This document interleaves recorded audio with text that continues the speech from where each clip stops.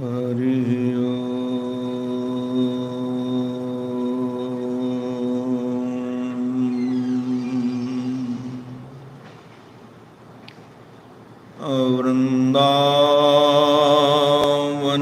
वृंदावनेश्वर मुकुंद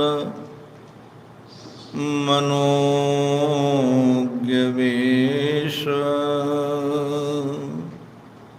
बंसी विभूषित कराम्बुज पद्मनेत्र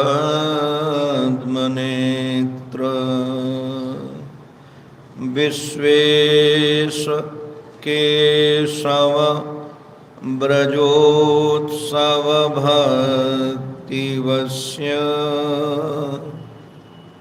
देवेश पाण्डवपते मम देहि दास्यम् पूर्णानन्ददया रसारसदया स्वस्वत्प्रसादोदया ब्रह्मज्ञानविनोदया जनमनो मोदायनियखेदया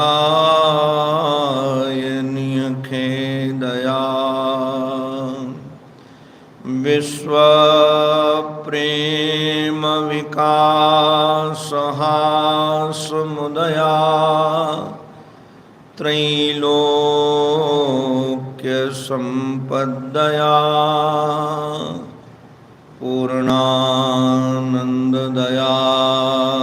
मदीयमनसे काञ्चित् कणां यच्छतु। ॐ नमः श्री परमहंसास्वादित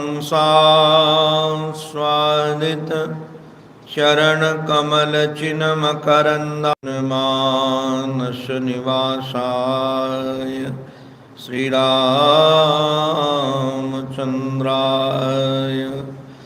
विश्वसर्गविसर्गादि नवलक्षणलक्षितं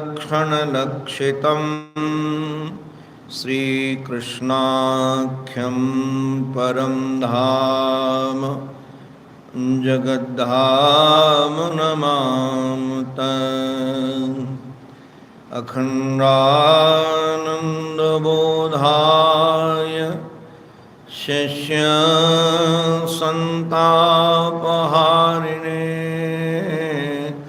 सच्चिदानन्दरूपाय तस्मै श्री गुरवे नमः। गुरुर्ब्रह्मा गुरुर्विष्णुः गुरुर्देवो महेश्वरः गुरुः साक्षात् परब्रह्म तस्मै श्री गुरवे नमः। तस्मै श्री गुरवे नमः। श्रीमन्नारायण नारायण नारायण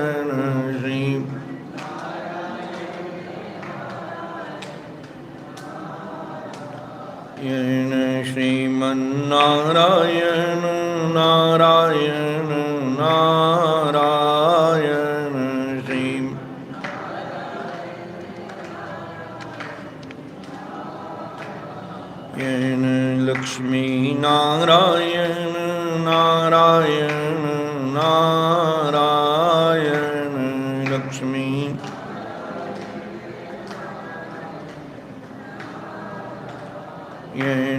लक्ष्मी नारायण नारायण नारायण लक्ष्मी नारायण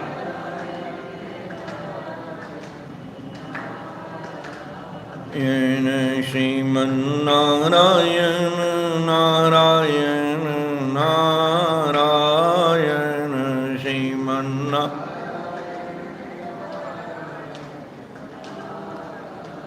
येन भजमन्नारायण नारायण नारायण भजमन्ना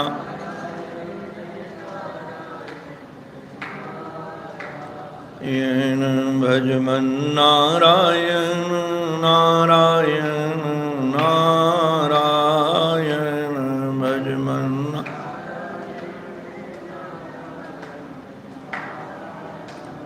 येन श्रीमन्नारायण नारायण नारायण श्रीमन्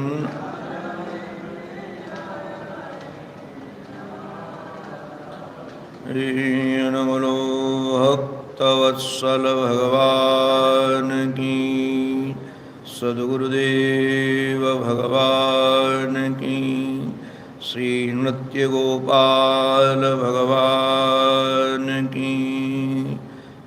नमो महद्भ्यो ब्राह्मणेभ्यो नमो नमः।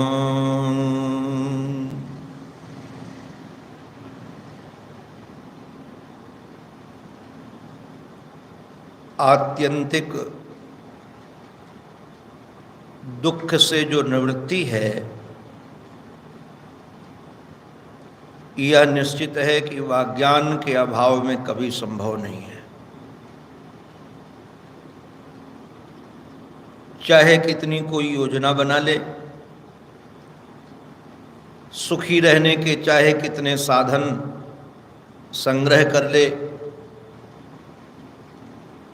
किंतु सुखी वह तभी हो पाएगा जब उसके जीवन में अध्यात्म का बल होगा। और अध्यात्म का बल एकमात्र गुरुदेव की कृपा से ही संभव है। हमारे जीवन धन श्री कृष्ण के साथ गोपांगनाओं का मधुर संबंध था। संबंधों में मधुर संबंध को शास्त्रीय ढंग से संबंधों का सिरमौर माना गया, किंतु जब तक उन्होंने गोविंद को गुरु के रूप में वर्ण नहीं किया, तब तक उनके समस्त दुख की निवृत्ति नहीं हुई। श्रीमद् भागवतकार ने कहा, अध्यात्म शिक्षया गोप्य। जब भगवान श्री कृष्ण ने गोपांगनाओं को अध्यात्म की शिक्षा दी, तदनुस्मर ध्वस्त जीव कोशः, उस अध्यात्म विद्या का अनुचिंतन करके, स्मरण करके उनका जीव कोश नष्ट हो गया, जिससे वह सदा सर्वदा के लिए सुखी बन पाए। अब यदि देखा जाए सांसारिक दृष्टि से, तो भगवान कपिल देवहूति माँ के पुत्र हैं, और मात्र पुत्र बनने से यदि कल्याण होता होता कि पुत्र बन गए तो काम बन गया, तो नारायण उनको फिर गुरु की शरण में जाने की आवश्यकता नहीं पड़ती।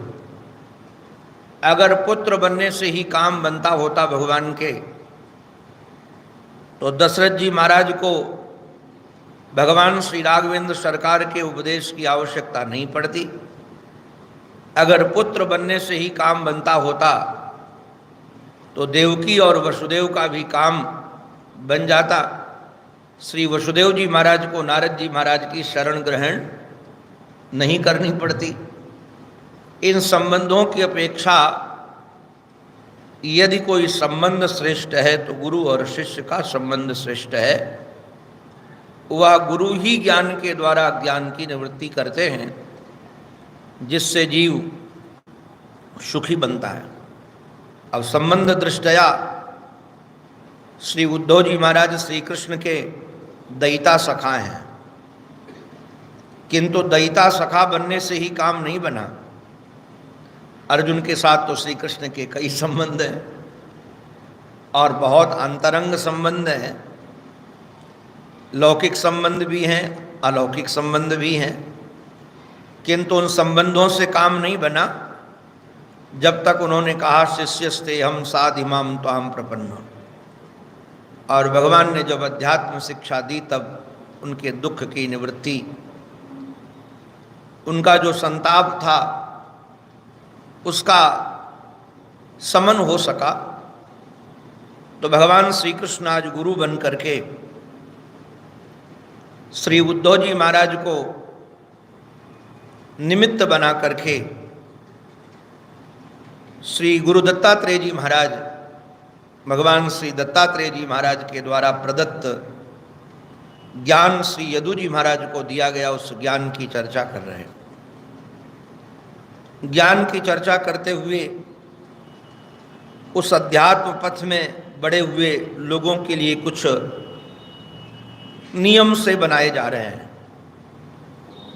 ध्यान रखिएगा, मैं कई बार निवेदन करता हूँ, चालक कितना कुशल हो, ड्राइवर कहें, सारथी कहें, और पथ भी चाहे कितना साफ सुथरा हो, गाड़ी भी बहुत अच्छी हो,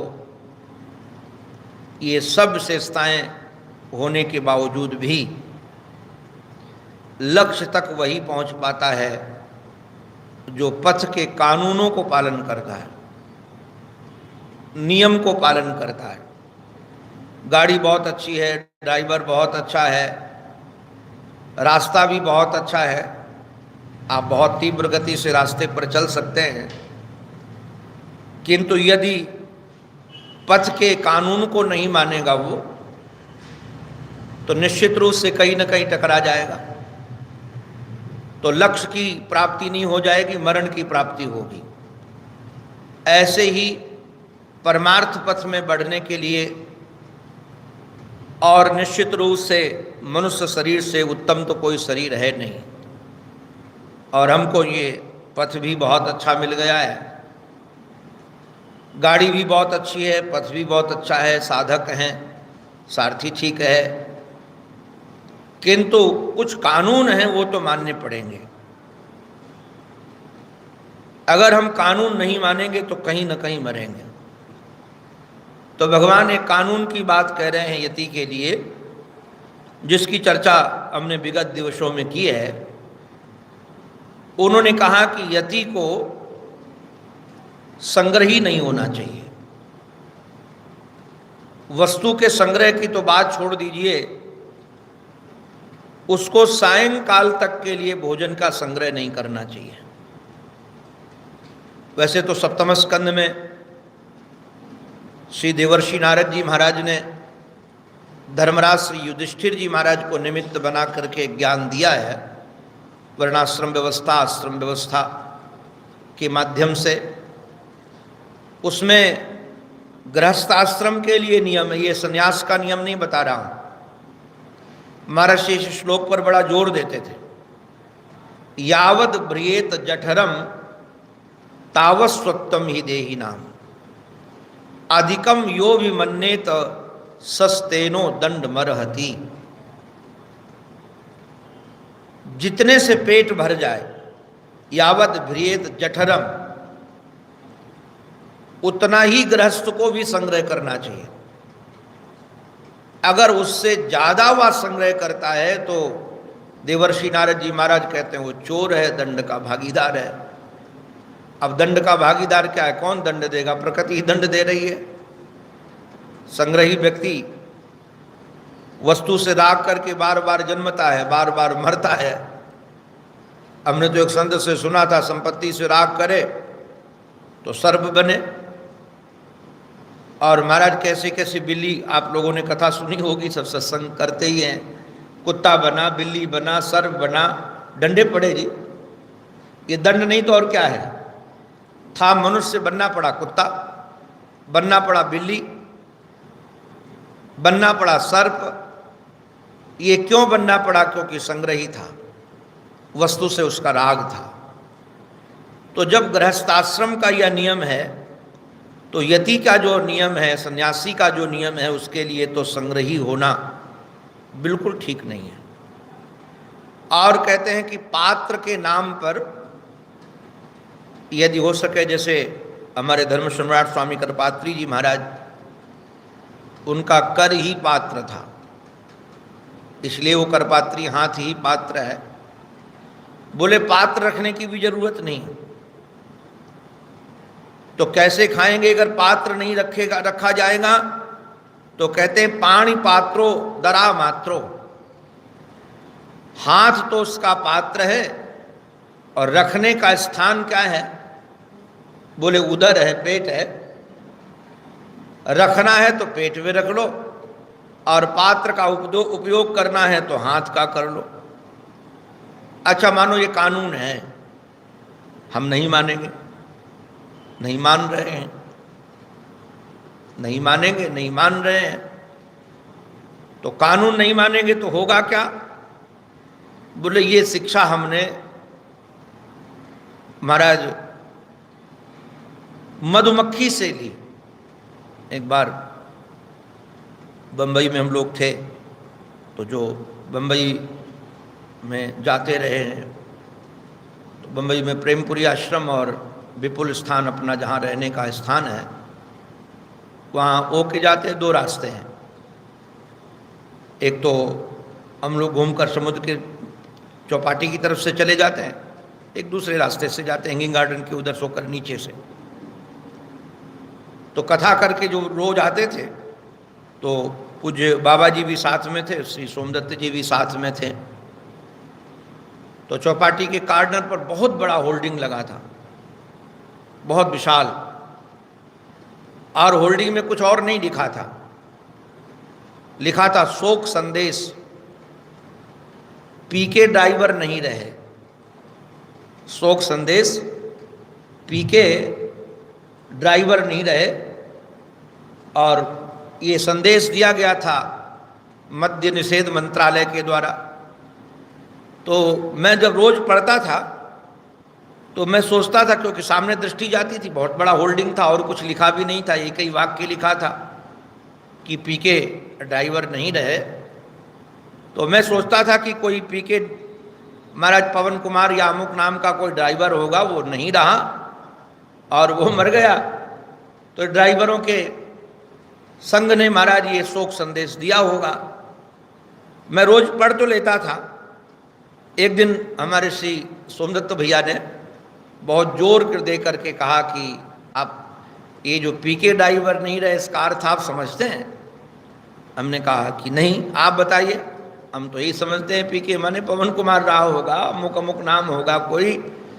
उन्होंने कहा जो पीकर ड्राइवर चलाता था वो नहीं रहा, जो पी के गाड़ी चलाता था वो नहीं रहा। ये सांकेतिक भाषा में कहा गया है कि अगर गाड़ी पीकर चलाओगे तो पीके हो जाओगे, नहीं रहोगे, ड्राइवर बन के नहीं रह पाओगे।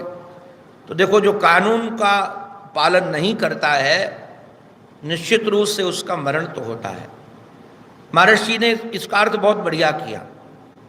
मक्षके वच संग्रही जो है ना, जैसे मधुमक्खी संग्रही होती है, उस संग्रही होने के कारण, अच्छा जरा विचार करो कि मधुमक्खी के पास जो मधु का संग्रह है, अब क्या जितनी मक्खियाँ होती, मधुमक्खियाँ नहीं, मक्खियाँ हैं, मच्छर है, बहुत सारी प्रजातियां हैं, बहुत सारे जंतु हैं, वो संग्रह करते हैं क्या?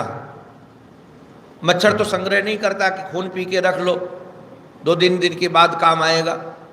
वो जितना पेट भरता है उतना पी लेता है, अपना पेट में रखता है, पेट ही उसका पात्र है। किंतु मधुमक्खी संग्रही होती है, और संग्रह के कारण ही उसका फिर मरण होता है, क्योंकि जो मधु लेने वाले हैं उनको पता लग जाता है और वो परिवार के सहित उनको नाश कर देते हैं। उद्देश्य भले न हो उनका नाश करने का, किंतु नाश तो हो ही जाता है उनका, मधुमक्खियों का। ऐसे ही जो संग्रही होगा, तो महर्षि ने जो अर्थ किया मुझे बहुत अच्छा लगा। अर्थ नाश होने का अभिप्राय क्या है? अरे नारायण, अध्यात्म हमारा छूट गया तो हमारा नाश ही हो गया। अब जिस उद्देश्य के लिए घर से निकले थे जिसके लिए ब्याह नहीं किया, एक बात कह रहे हैं, जिसके लिए घर नहीं बनाया, द्वार नहीं बनाया, सब कुछ किया, इतना समय लगाया और लक्ष्य छूट गया। तो जैसे लक्ष्य छूटा तो परमार्थ छूटा तो हमारा नाश ही हो गया। ये मत समझना कि शरीर नाश हुआ तभी नाश हुआ। यदि परमार्थ का नाश हो गया, हमारा लक्ष्य का नाश हो गया, लक्ष्य से हम च्युत हो गए तो हमारा नाश हो गया। इसलिए हमने ये शिक्षा ली। महर्षि ने सुनाया, आप लोगों ने कई बार सुना होगा, ये रेलवे फाटक के पास जो आश्रम है ना अपना निम्बार्क वालों का, उसमें एक महात्मा थे। वो महाराज मंदिर है उनके पास, आश्रम था, किंतु उनका नियम था कि शाम तक की जो वस्तु आई वो सुबह के लिए नहीं रखते थे। मैंने महर्षि से सुना है कि पानी तक बाल्टी का गिरा देते थे, और तो कोई दूसरी बात तो क्या कहा जाए कि पानी तक गिरा देते थे कि कल पानी की व्यवस्था हो जाएगी। तो कोई भक्त परीक्षा लेने के लिए महाराज उस समय बसरा का मोती लेकर आया। अब ठंड का समय था, सोचा अब ये मोती क्या करेंगे, इतना महंगा मोती, और ये क्या करेंगे, अब कैसे करेंगे। तो मोती लेकर के आया था, तो महाराज ने रखा और रेलवे लाइन पर गए, कोई घास उखाड़ करके लाए, जड़ी बूटी उनकी पहचान थी, उसको कूट करके उस बसरा के मोती पर निचोड़ा तो भस्म बन गया। ठाकुर जी को भोग लगाया और सबको बांट दिया। हमने महाराज कई महात्मा ऐसे देखे, कहा है कितनी कीमती से कीमती वस्तु ले जाओ, बादाम ले जाओ, काजू ले जाओ, पिस्ता ले जाओ, वो उठा करके अंदर नहीं रखते, तुरंत जो लेकर के आए उन्हीं में बांट देते। हमने कई संत देखे, कीमती से कीमती केसर आदि भी, लोग बाहर से विदेश से आए, केसर लेके आए, बोले तुरंत कुठारी को बुलाओ, उसको लेकर डाल दो, ठाकुर जी के भोग में लगा दो। संग्रह की जो वृत्ति है, एक तो चौकीदार बनाती है, संग्रह की व्यक्ति चौकीदार बनाती है, और चाहे न चाहे उसमें चित्त वृत्ति तो जाती ही जाती है। हम तो स्वयं अनुभव करते हैं, उस पर वृत्ति जाती है, उसकी रक्षा की वृत्ति जाती है, उपयोग की वृत्ति जाती है। तो इन्होंने कहा कि उसको निश्चित रूप से संग्रह ही नहीं होना चाहिए। और इसी को बात और भी उन्होंने और स्पष्टम कही। महाराज ये श्लोक ऊपर का, ये 2 लाइनें, 2 चरण, और इस श्लोक के 2 चरण दोनों के मिलते हैं। ये अपना जो 21 नंबर, 11 नंबर और 12 नंबर का श्लोक, सयांतम स्वस्तनम वा न संगृहीत भिक्षुका, वो न संगृहीत भिक्षितम है, यहाँ भिक्षुका है। मक्षिका इव संग्रहान सहतेन विनश्यति। महाराज उसको संग्रही नहीं होना चाहिए। जहां संग्रही बना तो निश्चित रूप से उसका नाश निश्चित है। वस्तु का संग्रह हो, भोजन का संग्रह हो, क्योंकि चित्तवृत्ति उसमें जाती है। और अध्यात्म में जो चित्तवृत्ति साधक की लगनी चाहिए थी वह लगी नहीं, ये जड़ वस्तु के संभालने में लग जाती है। बार बार वहाँ चित्तवृत्ति जाती है, बार बार चिंतन जाता है। तो उस चिंतन, जो वस्तु होगी उसका बार बार चिंतन होगा, जब वस्तु होगी नहीं तो चिंतन क्या होगा, चिंतन का कोई खेल ही नहीं है। इसलिए इसको और परिपुष्ट किया इस श्लोक के माध्यम से। अब 13 नंबर के गुरु की बात चर्चा करते हैं। इसकी चर्चा हमने थोड़ी कल उठाई थी। मैंने निवेदन किया था, ये 5 ज्ञानेंद्रिय हैं और 5 ही उसके विषय हैं, और ये 5 ज्ञान इंद्रियों के माध्यम से एक एक ये उदाहरण जो दे रहे हैं, एक एक विषय की चर्चा कर रहे हैं। पतंग मातंग कुरंग भृंग मीना हता पंच भिरेव पंच। पतंग, पतंगा, ये मातंग हाथी, ये महाराज भौरा, ये सब एक एक इसके हैं। अब ये जो त्वग इंद्री है, वैसे त्वग इंद्री का इस महाराज व्यापार बहुत बड़ा है, और जितनी इंद्रियां हैं ना, सारी अन्य इंद्रियां, जैसे नाक में आगे अग्रभाग में ही गंध सुगंध का है, जीव के अग्रभाग में ही वो स्थान है जहाँ स्वाद वो ले सकती है। ऐसे रूप देखने का जो इंद्री अपनी आंख है ना, आंख में ही पूरी आंख नहीं देखती है रूप। ये काली काली पुतली है, उसके बीच में जो स्थान है वही देख पाती है। और नासिका का भी हमने बता दिया, जीभ का भी। ऐसे जो कान है, ये पूरे कान सुनते नहीं, पर्दा जो है ना उसी पर वो श्रवण इंद्रिय है जो सुनती है। अगर वो खराब हो जाए तो एकांत रहने का स्थान तो बने रहेंगे किंतु सुनाई नहीं पड़ेगा। तो इनका स्थान सीमित है, आंख का स्थान सीमित, नासिका का स्थान सीमित, तो महाराज अपने कर्ण स्थान सीमित और रस लेने की इंद्री का स्थान सीमित, किंतु पूरे शरीर में यदि विस्तार है किसी इंद्री का, तो उस इंद्री का नाम है स्पर्श इंद्री। अब देखो, हाथ में भी है, पैर में भी है, पेट में भी है, सब जगह है। तो ये बंधन का बहुत ज़्यादा हेतु है। जो स्पर्श की भावना है, हमारा छूने कोमल कोमल स्पर्श, ये ज़्यादा बंधन का हेतु है। तो ये कह रहे हैं हमारे श्री अवधूत दत्तात्रेय जी महाराज, कहते हैं पदापि युवतीम भिक्षुर न स्पर्शेद दारवीमपि। ये भिक्षुक को, सन्यासी को, यति को, लकड़ी की बनी हुई स्त्री को भी स्पर्श नहीं करना चाहिए। तो यदि करेगा तो क्या होगा?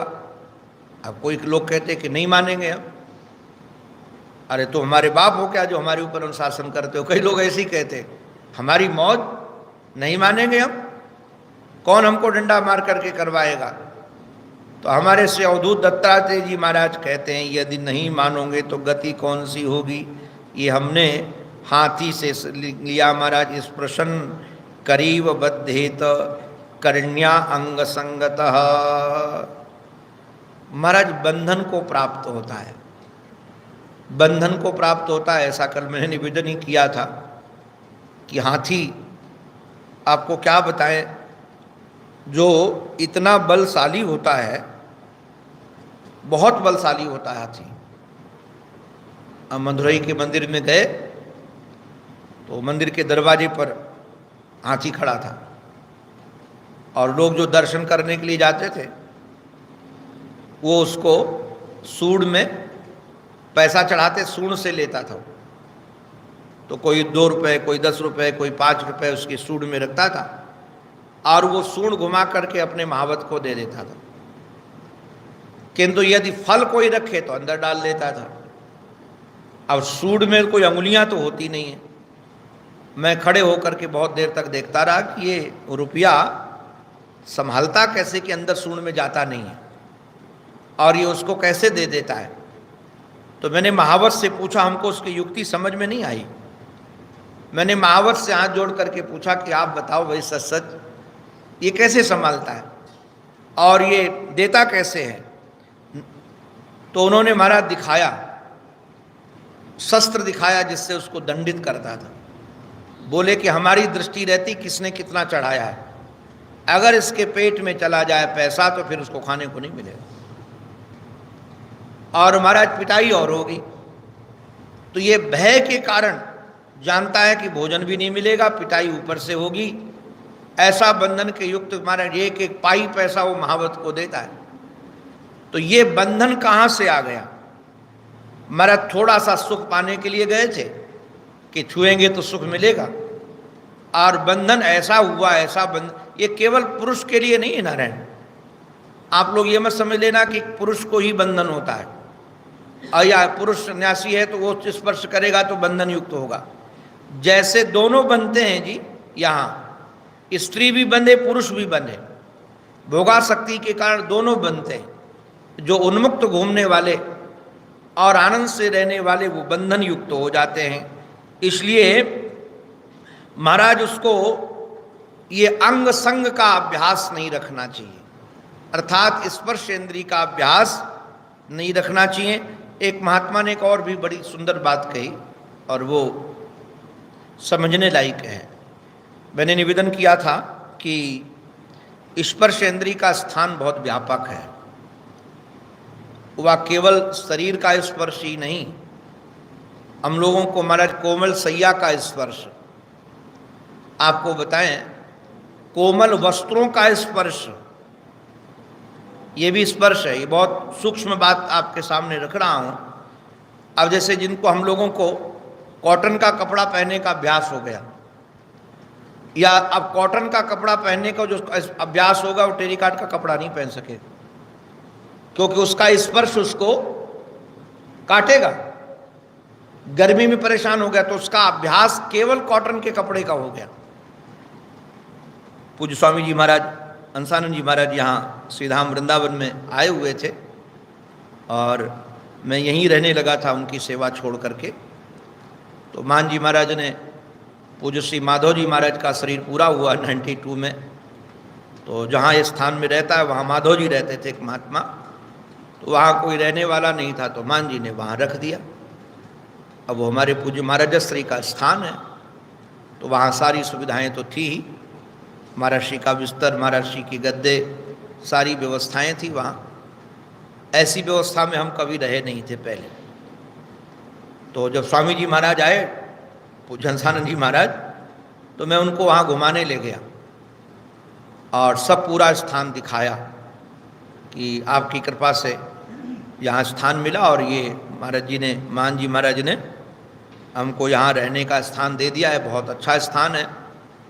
महाराज जी तो हमारे परम विरक्त, वो तो अंदर बैठे भी नहीं कहीं, मेरे आग्रह से चले तो गए, जेके मंदिर की सीढ़ियों पर बैठ गए और बैठ गए सीढ़ियों, मैं भी नीचे बैठ गया। तो मेरे को अंगुली दिखा करके मान जी महाराज का नाम लेकर के बोले, ये जो ओंकारानंद है ना, ऐसे ही बोले, पूज्य गुरुदेव का नाम। महाराज ना कोई स्वामी ना श्री कुछ नहीं, बोले तुमको ये गुलाम बना रहा है। तो हम समझ नहीं पाए। हमने सोचा इतनी बढ़िया सुविधा दे रहे हैं हमको और हमारा पूरा ध्यान देते हैं, और ये महाराज जी कह रहे हैं गुलाम बना रहा है। तो हमने कहा, हमारे कुछ बोला नहीं, मैं हाथ जोड़ करके बैठा था। बोले इतना बढ़िया बिस्तर और इतनी बढ़िया व्यवस्था तेरे को और कहीं मिलेगी नहीं, और अब इसी व्यवस्था का तू गुलाम हो जाएगा, और गुलाम होने के बाद यहीं झगड़ेगा, यहीं मरेगा, किंतु वैराग्यशाली होकर के निकल नहीं पाएगा अध्यात्म के लिए। इसलिए इसका भोगी मत बनना। तो मैं कई बार अनुभव करता हूं कि यदि कोमल बिस्तर का अभ्यास हो जाए तो कठोर बिस्तर पर नींद नहीं आती है। हम महाराज कई बार देखते हैं महापुरुषों को, हमारे महाराज जी के जो संत हैं, अभी हम स्वामी जी के पास जाते हैं, देखते हैं चटाई पर लेटे हैं। अब ये बढ़िया गद्दा नहीं मंगा सकते क्या? मंगा सकते, एसी भी नहीं लगाए। कारण क्या है कि उसका अभ्यास हो जाएगा, और ये सब का सब बंधन का युक्त कारण है। हम जिन भोगों को भोगने के लिए याद, हमको एक बात बहुत अच्छी लगती है तो भरथरी जी महाराज की, भारती हरि की, भोगा न भुक्ता वयमेव भुक्ता। हम सोचते हैं भोग हमको भोग रहे हैं, किंतु उल्टा ये महाराज ये है कि भोग ही हमको, हम भोगों को नहीं भोग रहे, भोग हमको भोग रहे हैं। हम सोचते हैं हम उसका उपयोग कर रहे हैं, उस व्यक्ति का हम उपयोग कर रहे हैं, वो उपयोग हम उसका नहीं कर रहे, वही हमारा उपयोग कर रहा है। तो अगर हम कहीं भी स्पर्श के, केवल ये तो नाम ले दिया गया क्योंकि एक बंधन का कारण है, तो जहाँ जहाँ बंधन का स्पर्श का खेल है, चाहे कोमल स्पर्श हो, चाहे कैसे कठोर स्पर्श हो, अगर उसके गुलाम बन गए कि हमको यही चाहिए। हमने अनुभव किया कि अपने नाम को बड़े गद्दे में नींद नहीं है, पत्थर में नींद आ जाती थी, क्योंकि अभ्यास नहीं था उन गद्दों का। अब ऐसा अभ्यास है कि महाराज उसमें नींद ना आए। तो इसलिए पर्याप्त व्यवहार ऐसा हो कि दोनों का हो। हम तो जहाँ जैसे मिल जाए वैसे, आज तक कभी किसी से, जजमान से मांग नहीं करता कि ऐसा स्थान चाहिए, जहाँ जैसे मिल गया। अभी भगवत कृपा से साल में, अभी तो कोरोना काल चल रहा है, नहीं तो गाँव की कथा करता हूँ, खेतों में जाता हूँ, जहाँ लाइट भी नहीं, ऐसे गांव भी चला जाता हूँ, और उसके लिए जाता हूँ कि अभ्यास एक जैसा ना हो, कि हमको ऐसे ही रहना पड़े। तो ये कह रहे हैं कि अभ्यास ऐसा ना हो व्यक्ति का, नहीं तो महाराज मारा जाएगा। इस प्रश्न करीब बध्यते, ये बंध जाएगा, बंधन युक्त हो जाएगा, ऐसा बंधन युक्त कि फिर महाराज मुक्त होना बहुत मुश्किल है।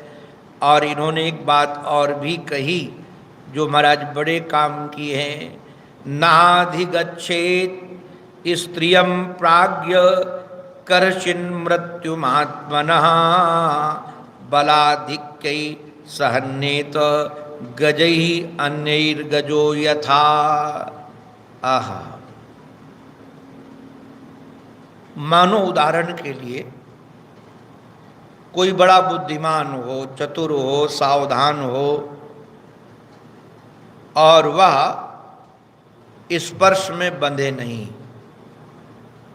कहे कि हम स्पर्श में नहीं बंधेंगे, किंतु उसके बाद भी प्राज्ञ व्यक्ति को, वैसे तो यहाँ अध्याहार कर लिया गया, प्राज्ञ का अभिप्राय तो बुद्धिमान प्रज्ञावान ही है, किंतु महर्षि ने अपने उसमें अध्याहार इस बात का किया कि जो बुद्धिमान यति है, प्रज्ञावान भिक्षुक है, समझदार भिक्षुक है, सजग भिक्षुक है, सावधान भिक्षुक है, उसको कभी भी स्त्री के पास नहीं जाना चाहिए। स्त्रियम नाधिगच्छेत। क्यों न जाएं भाई? भोग दृष्टि से न जाए, भोग्या समझ करके न जाए। क्यों न जाए उसके पास में? बोले अपनी मृत्यु समझ करके। जैसे पता चल जाए कि वहां जाएंगे तो मर जाएंगे, तो व्यक्ति कोई नहीं जाता, डरता है। ऐसे वहां इसलिए न जाए कि साक्षात मृत्यु का रूप समझ करके। क्यों भाई? मृत्यु का रूप क्यों है? वो क्या मार डालेगी तुम्हें? वह गला दबा देगी क्या? बोले वो तो गला नहीं दबाएगी, किंतु कौन गला दबाएगा? बोले बलाधिक्य सहन्येत। जो महाराज भोगी लोग हैं, जो बलशाली लोग हैं, वह बलशाली लोग उस भोगी को मार देंगे। क्यों मार देंगे? हाथी के साथ ऐसे ही होता है। आपको बताएं, हाथनी उत्पन्न हो जाए तो हाथियों में प्रसन्नता होती है, अगर हाथी उत्पन्न हो जाए तो उसकी बहुत दुर्गति होती है। अगर पुरुष उत्पन्न हो जाए तो महाराज जो दूसरा पहले से हाथी होता है उसको झुंड में रह नहीं देता, क्योंकि वो राजा है वहां का, और वो शुरू से ही उसको बहुत प्रताड़ित करता है।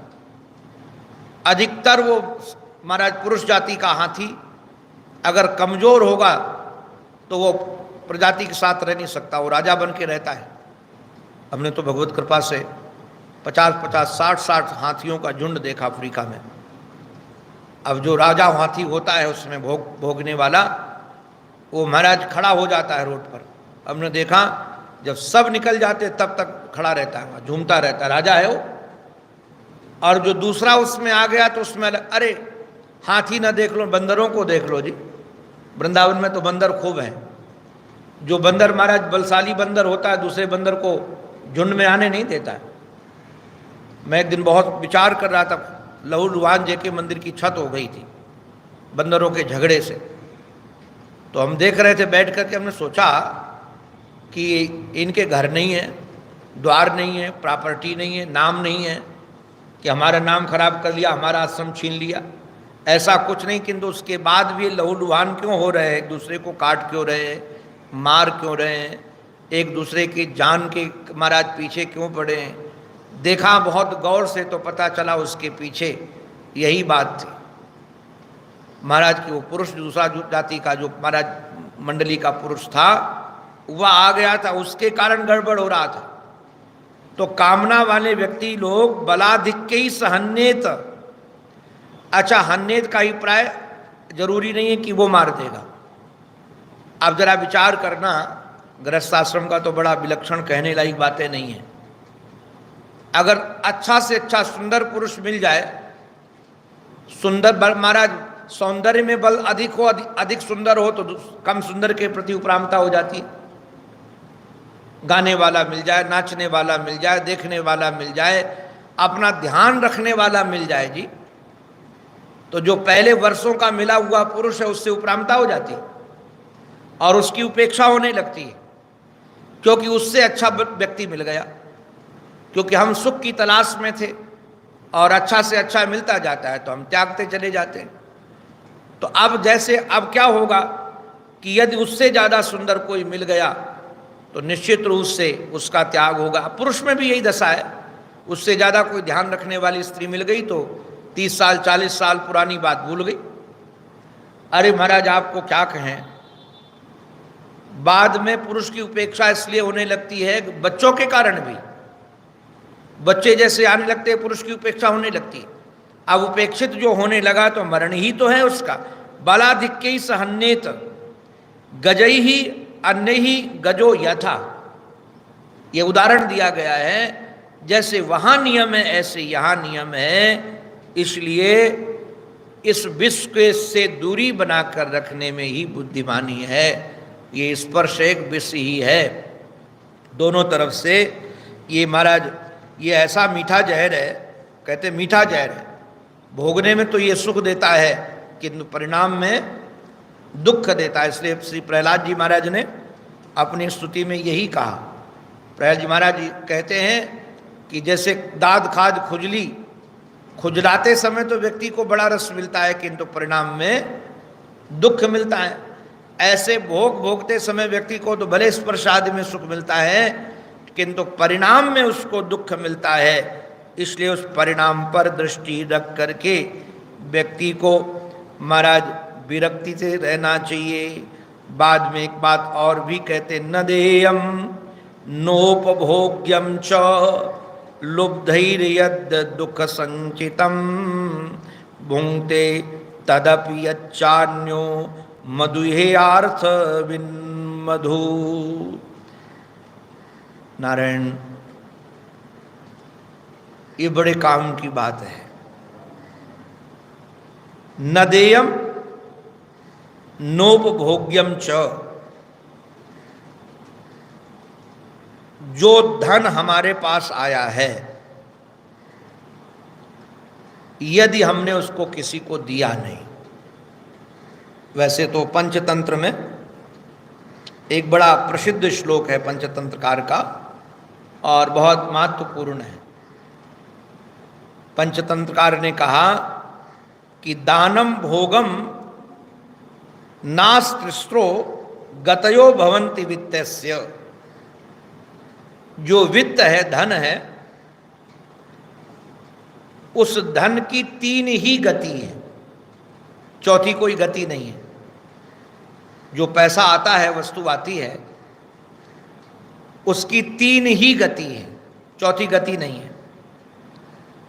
पहली गति है, अगर बुद्धिमान व्यक्ति है तो धन का उपयोग दान में करता है, क्योंकि दान का उपयोग करने से उसको परलोक सुधर जाता है।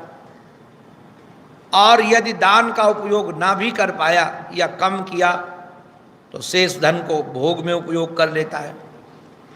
और भोग में जो उपयोग कर लिया तब भी कम से कम उसके कपड़े लेने में, वस्तु भोजन आदि की सामग्री खरीदने में काम तो आ गया। किंतु यदि महाराज न दान दिया और न उपभोग किया तो क्या होगा? यो न दादाति न भुंक्ते, न उसने किसी को दिया और न उसका भोग किया तो उसका फल क्या होगा? तस्य तृतीया गतिर्भवति, निश्चित रूप से उसकी तृतीय गति होने वाली है, नाश हो जाएगा। मैं तो कई बार विचार करता हूँ, कई लोग महाराज जिंदगी में खर्चा नहीं करते, इतने कंजूस होते हैं, कृपण, न उपयोग करते हैं और न किसी को दे सकते हैं, न देते हैं न भोगते हैं। और जब मरण का समय आता है तो सोचते हैं कि हमारा धन ऐसे व्यक्ति के पास जाए जो सदुपयोग करे। तो मैं कई बार हंसता हूँ कि जो स्वयं प्रयोग नहीं कर पाया वो दूसरों से सदुपयोग की क्या आशा रखता है? अरे तू नहीं कर पाया। और ऐसे लोगों का धन लगभग दुरुपयोग में ही जाता है। हमने कृपणों का धन देखा है। वैसे तो कृपण का नाम भी नहीं लेना चाहिए, पाप लगता है। अति कृपणस्य च, कृपण आदमी का नाम नहीं लेना चाहिए, चिंतन भी नहीं करना चाहिए। किंतु भगवत कृपा से हमने बहुत कृपण देखे। और उन कृपणों का संग भी रहा है, अभी भी हमारे साथ में कृपण है, नंबर 1 का कृपण जी। ऐसा कृपण अभी तक देखा नहीं उस व्यक्ति को। खर्चा बिल्कुल नहीं करेगा, पैसा है, दवा में भी नहीं खर्चा करेगा। दवा भी उसको कह दिया जाए कि दवा खरीद के लाओ तो नहीं, दवा भी फ्री में मिल जाए। कोरोना हो गया तो पूछा कि भाई तुम्हारे पास कुछ व्यवस्था है रहने खाने की? बोले बिल्कुल नहीं है। दवा पैसा खरीद सकते हो? बोले बिल्कुल नहीं। लाखों रुपया है। तो कहा चलो बैठो। महाराज बैठाल करके उसको गिरिराज के पास ले गए और वहाँ रखा उसको 14-15 दिन। आकर बहुत खुश था, हमसे बातचीत हुई। महाराज जी वहाँ सब फ्री में मिलता था, रोटी फ्री में मिलती थी और बढ़िया होटल का भोजन आता था, अमुक आता था, दवा का भी पैसा नहीं लगा। हमने कहा आप तो कुछ मंगा ले भाई, अब तो कर ले कुछ। अभी कल मैं हंस रहा था कि भाई अब तो महात्माओं को घड़ा बांट दो, पानी पैसा तुम्हारे पास में, मर जाओगे बैंक खा जाएगी। ना तो उपयोग करता है ना दान में देता है। तो जो उपयोग नहीं, यही एक बात कह रहे हैं ये कि क्या न देयम नोपभोग्यम व, अब उसने दिया नहीं और भोग किया नहीं, दोनों नहीं किया तो क्या होगा? बोले लुब्धैर यद दुख संचितम, जैसे वह लुब्धक मधु लेने वाला मधुहा, वह क्या करता है? वह सब लूट लेता है। जैसे मधुमक्खी का धन, यहां एक शब्द का बड़ा बढ़िया प्रयोग है, मधुहे वार्थ विन मधु, अर्थविन। अर्थविद का अभिप्राय क्या है? जैसे ब्रह्मविद है ना, वैसे अर्थविद। ये महाराज जिनकी अर्थ पर दृष्टि होती ना, वो जान जाते हैं कि इसके पास, जैसे जेब काटने वाला व्यक्ति जान जाता है कि इसके कहाँ जेब में पैसा रखा है। एक बार मैं यहाँ गया, रमण रहती अपने नंद भवन की तरफ, उधर नंदगांव। तो हमारे साथ एक व्यक्ति था। महाराज वो पंडा जी ने ऐसी ऐसी बातें बोली, मुझे तो बड़ा आश्चर्य लगा कि हमको उसने कभी 21 रुपया नहीं दिया और वहाँ 21,000 रुपया निकाल के दे दिया। तो मैं तो मुख देखता रहा। बाद में मैंने पंडे से पूछा बड़े प्रेम से, क्योंकि जब इतना रुपया मिल गया तो हमारे ऊपर बहुत खुश थे पंडा जी। तो हमने पंडा जी से पूछा कि सच सच बताओ, तुमको कैसे पता था कि इसके पास रुपया है और ये दे सकता है? तो बड़ी उम्र के थे। बोले बाबा यही करते बूढ़ा हुआ हूं, मैं पहचान जाता हूं कि कौन जजमान दे सकता है, तो पहचान करके निकाल लेते हैं। तो महाराज जैसे जो मधुआ होता है ना, अब जरा विचार करना, बहुत ऊंचाई पर वृक्ष की डाली पर मधुमक्खी ने अपना धन छुपा रखा है, वहां पर जा नहीं सकता जल्दी, किंतु कैसे पता चलता है कि इसमें मधु है? क्योंकि मधुवित है वो जान जाता है कि इसमें मधु है, और वो जान जाता है और जान करके महाराज वह ले लेता है उससे। ऐसे जो मधुआ है, अर्थात जो संग्रही लोग हैं, जो संग्रह कर करके महाराज इकट्ठा करके बैठे हैं, यदि देते नहीं हैं और उपभोग नहीं करते हैं तो धन तो जाता ही जाता है, अपने भी मरते हैं जी। इसलिए धन संग्रह करना नहीं चाहिए। धन संग्रह कर, और हमने देखा है हमारा, चाहे संस्था हो चाहे घर हो, स्वामी जी जिस संस्था में माल ज़्यादा होता है उसमें कलह होता है। जहाँ लोग पैसा न हो उसका गद्दी कौन लेगा जी? मांग के लाना पड़ेगा, व्यवस्था करना पड़ेगा। और रुपया दिखता है तो सोचते हैं ये पद मिल जाएगा तो हमारा तुरंत सब व्यवस्था कर लेंगे, कहीं जाना नहीं पड़ेगा, भोग की उपयोग वस्तु होगी। तो संग्रह ही करने वाले लोग निश्चित रूप से अपने तो अपराधी हैं ही, आने वाली पीढ़ियों के भी अपराधी हैं। अगर आने वाली पीढ़ियों के लिए सोच रहा हो कोई, क्यों उसको आलसी बना देंगे, कलह में फंसा देंगे? उसको लगेगा मेरे पास धन बहुत है, और वह उद्योग करेगा नहीं, भगवत आश्रय में रहेगा नहीं। तो इन्होंने कहा कि निश्चित रूप से न देयम नोपभोग महाराज भोग्यम च लुब्धैर यद दुख संचितम। ध्यान रखना, धन नहीं संचय किया है। हम लोग जो धन इकट्ठा करके रखते हैं, सोचते हैं धन इकट्ठा नहीं कर रहे हैं, हम दुख इकट्ठा कर रहे हैं। दुख का ही संचय कर रहे हैं। क्यों? महाराज वह निश्चित रूप से लेकर के जाता है। इसलिए यदि व्यक्ति को इस दुख से बचना है तो निश्चित रूप से संग्रही न बना जाए। इस प्रकार से महाराज यह बात अपनी रख रहे हैं। सच में अगर अवधूत दत्तात्रेय जी महाराज की बातें हम लोगों के जीवन में लग जाएं तो हमारा जितना बढ़िया जीवन बन सकता है किसी का बनेगा ही नहीं। बेफिक्री, बेपरवाह, बेचाह, बेआह, बेफिक्र, बेपरवाह, बेचाह, बेआह कि चाह के साथ तो आ है ही। और भोजन की व्यवस्था, कपड़े की व्यवस्था, आपको क्या कहें, जीव जब पैदा हुआ था उसके पहले कर दी गई थी। हम लोगों के पहले छठी में लिख दिया गया जी, भोजन की व्यवस्था और वस्त्र आदि की व्यवस्था।